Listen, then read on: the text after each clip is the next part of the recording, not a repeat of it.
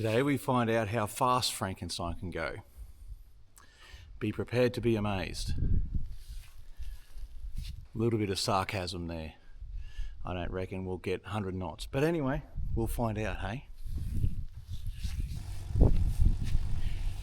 Alright, we'll work our way up to maximum all-out speed over the next few flights. I'm pretty cautious because this is the only aircraft of its type, and so we just don't have any data about what it's capable of and what its limit is. So we're working our way up and pushing those limits each flight.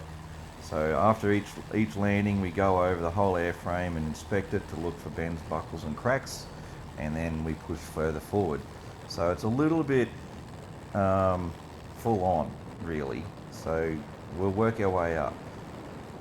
While I'm at altitude getting ready for pushing the high speed boundaries, I'm also testing the low speed.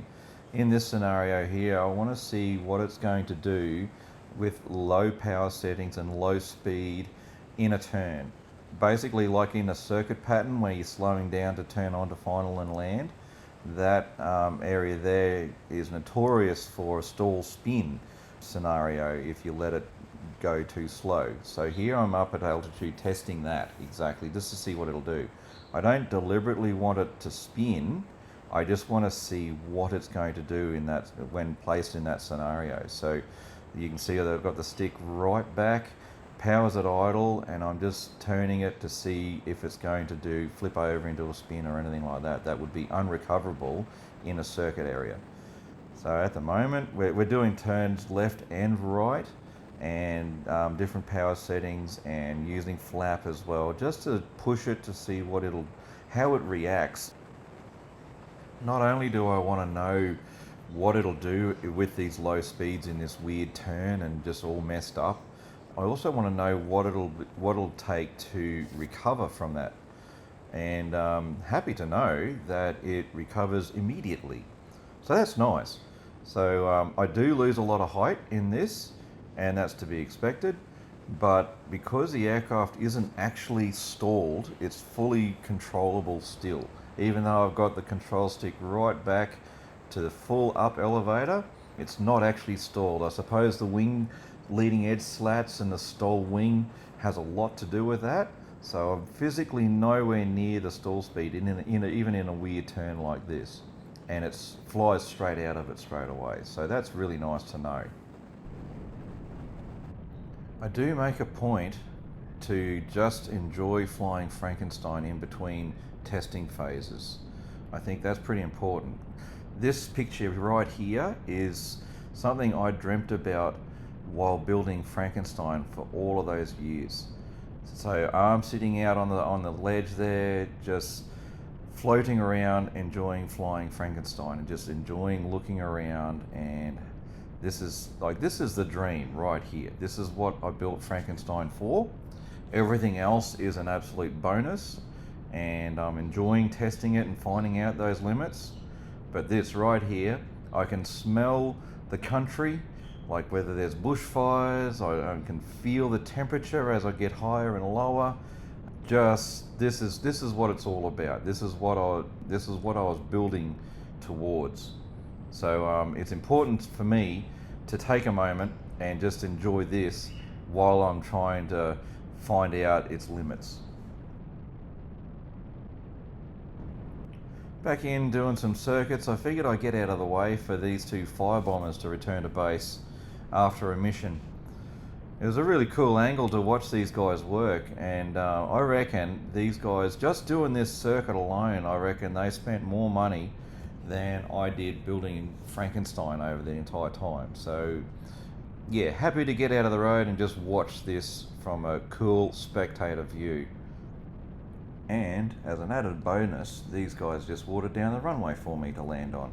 That's awful nice of them, isn't it? Man, they're cool.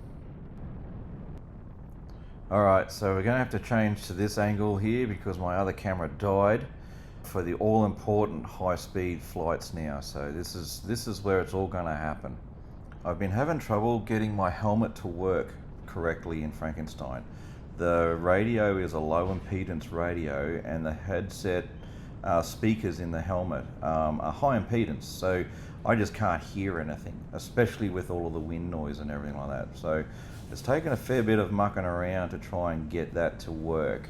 I've still got a lot of improvement to happen, but at least I can hear stuff, and I prefer to have the helmet on for this sort of stuff, and the visibility is nicer from the helmet than the flying goggles.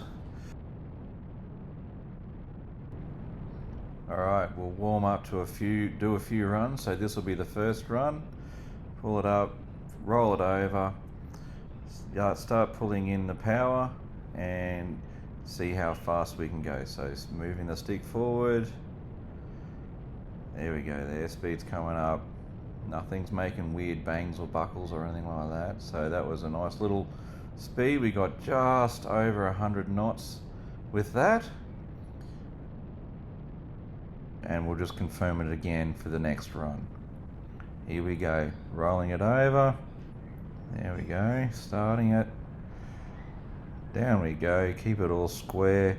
Throttle's full forward, and I'm pushing the stick forward as well at the same time as the speed builds up to a point where I'm right full forward on the stick and full power, and then the nose just starts to pitch back up again at 105 knots.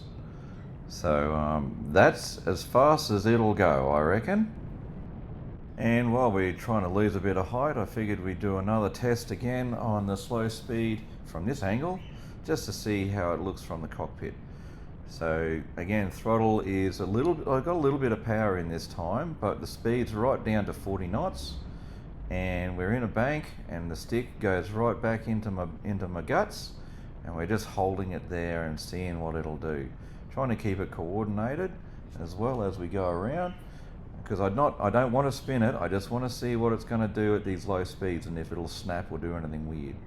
So we're descending a fair bit, but the aircraft is still completely controllable in roll at least and yaw, and the recovery is instant. As soon as I push the stick forward and roll out, it comes flying straight out. So in a circuit pattern scenario, that's a lot of handy information to know. Still playing around with this Insta360 to see what views I can get out of it.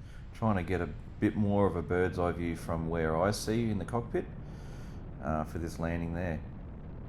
I had to work a bit for this one. The winds were pretty still, but the temperature of the day had come up, so she was pretty bouncy and rough, and so had to work a bit to get in here. As you can sort of see there with the long nose, I do lose sight of the airfield once we get down close and into the flare. So from around about here, I can't see the runway, but going by memory. And then we're just wrestling with these gusts and stuff like that today. And plop, there she goes. And that tail wheel shimmies back again, so that's why I pulled right forward again on the stick just to take some weight off the tail wheel to try and help stop that shimmy, but it's still going. So that's on my to-do list again, to see if I can come up with a better thing for that. It's a bit painful, otherwise I'll end up rebuilding that bracket again if I keep that up. As you can see while I'm taxiing in here, my view forward while I'm taxiing is pretty limited with the rest of the aeroplane up the front there. I spent a lot of time just looking out to the sides and getting a big mental picture of where I am on the airfield and what I'm taxiing around and what obstacles I have in front of me. This place is a perfect airfield for me to practice that and just get that nailed, so I can be a lot safer in other places when I visit. So let's recap for the last few flights. Our results are flat out, straight and level. I can get 75 knots straight and level. With the nose down and full power, I got it up to 105 knots. I'm really happy that the aircraft performed nicely at those speeds as well, and it handled it really well.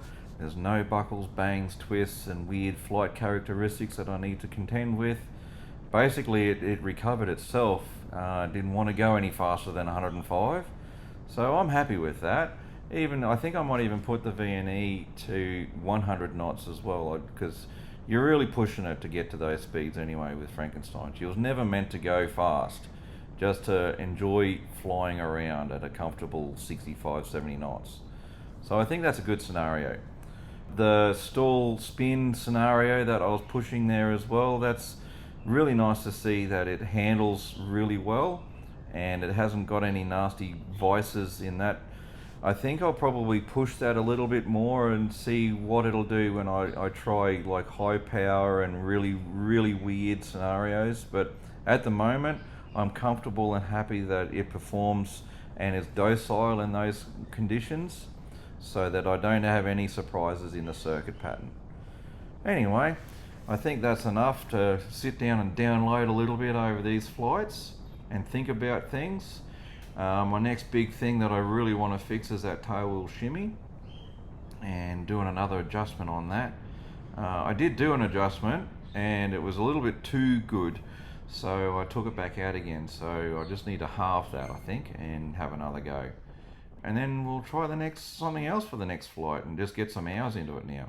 She's pretty well dialed in, so flying straight and level and all of that, so we're almost on top of getting the aeroplane to fly right. So on that note, I think we're done for this video. I really do appreciate everyone's watching this and seeing how Frankenstein is progressing and what we're doing.